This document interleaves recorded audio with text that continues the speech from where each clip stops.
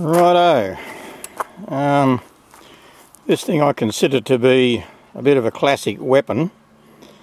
It's had a fair bit of work done to the motor. As you can see, the front end ain't right either. Neither is the rear wheel and the swing arm. It's what you call a street fighter in my book, and this sort of genre has been around since the 80s, or the late 80s anyway, where a lot of blokes on Jap bikes will try to jam bigger brakes and more horsepower into something and change a few major components to qualify as a street fighter, from my gathering anyway. So the starting from the front, we have P&M wheels front and rear. That's Performance Machine out of California. The fork legs are Kawasaki 900 from mid to late 90s. The triple trees, a fella I know knocked them up for me. Got a pair of twin 4.5 inch bottom mounts on there. A bit of an electronic speedo on the top there. BSA bars, and you may notice that there's two hydraulic master cylinders on the bars. One's obvious, and the other one operates that thing, which is a slave off a VFR Honda, as far as I know. Anyway, so that took a fair bit of modification to the kicker cover. It actually works really well. Good full lift, and you can lift it with one finger.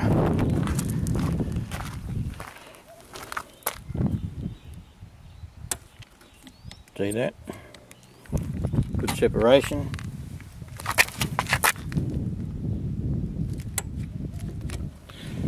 Anyway, just another silly little bit of stuff.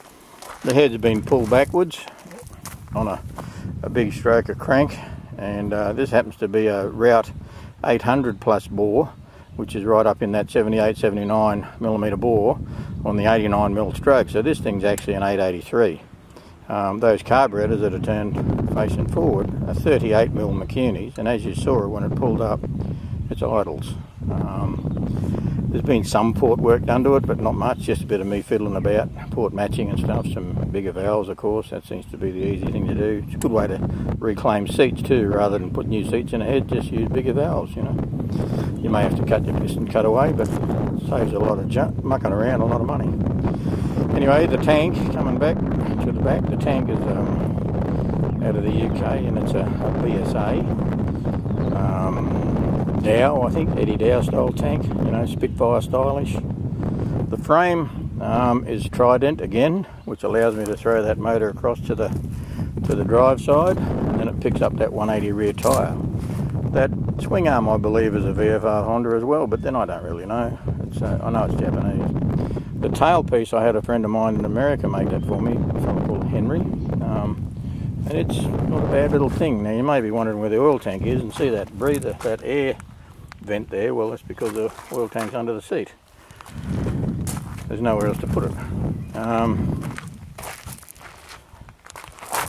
We've got a Lockheed caliper on the back. There's 17-inch front and rear wheels, as modern. The shock absorbers on this are progressives, and my clutch is open at the moment. That's because, let this car go by, I had a belt drive in it with an open primary, and I stripped that belt. It was a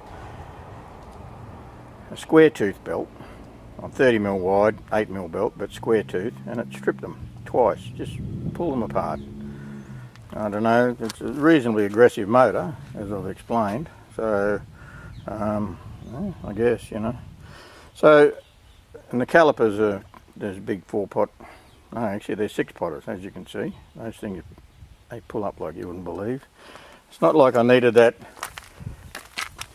this piece here as a fork brace, because those fork legs, as you can see, are pretty massive. But anyway, it just adds to the bull, or the wide. I've got another one of these vents for this side, which I haven't done.